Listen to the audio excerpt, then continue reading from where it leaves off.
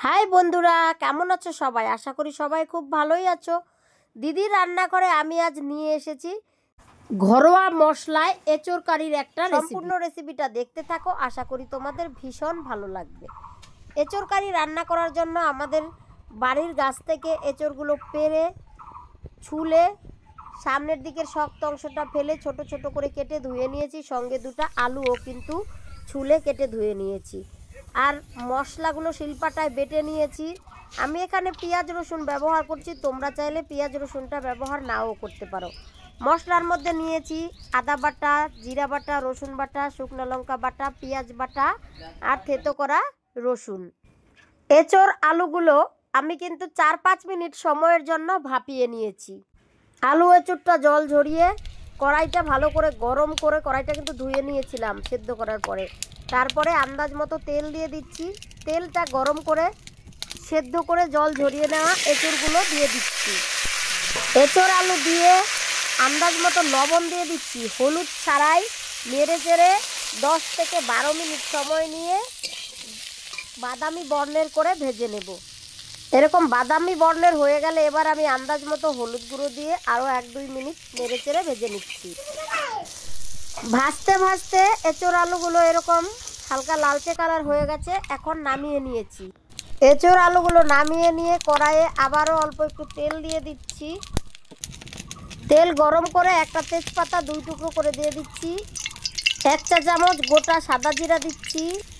থেতো করা একটা রসুন দিচ্ছি। নেড়ে চেড়ে জিরা, রসুন, তেজপাতাটা একটু লালচে কালার করে ভেজে নিচ্ছি। এখন মিডিয়াম সাইজের 2টা পেঁয়াজ কুচি দিচ্ছি। কয়েকটা গোটা রসুন দানা ছাড়িয়ে তুলে নিয়েছি, সেগুলো দিয়েছি। নেড়ে চেড়ে পেঁয়াজগুলোকে লাল লাল করে ভেজে নেব।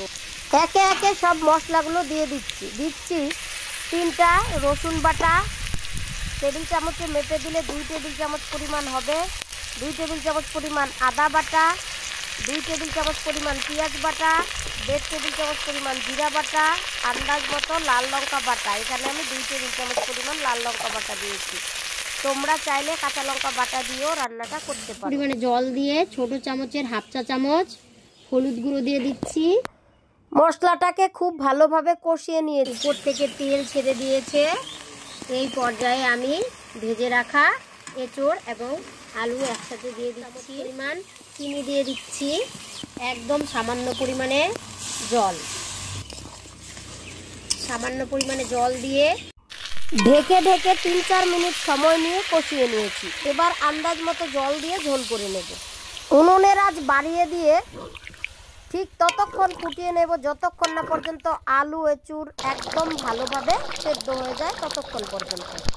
8 থেকে 9 মিনিট সময় নিয়ে খুব ভালোভাবে কিন্তু ফুটিয়ে নিয়েছি। টকবগিয়ে ফুটছে আর খুব সুন্দর সেদ্ধও হয়ে গেছে। এবার 1 চা চামচ গরম মশলা গুঁড়ো দিয়েছি। নেড়ে চেড়ে মিশিয়ে আরও 2 মিনিটের মতো কুক করে নিলেই আমার এঁচোড় কারি রান্না একদম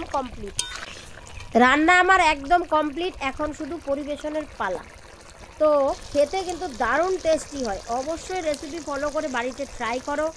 তোমাদের কাছে খেতে কেমন লাগে কমেন্টে জানিও। ভালো লাগলে চ্যানেলটাকে সাবস্ক্রাইব করে পাশে থেকে নতুন ভিডিও পেতে উৎসাহিত করো।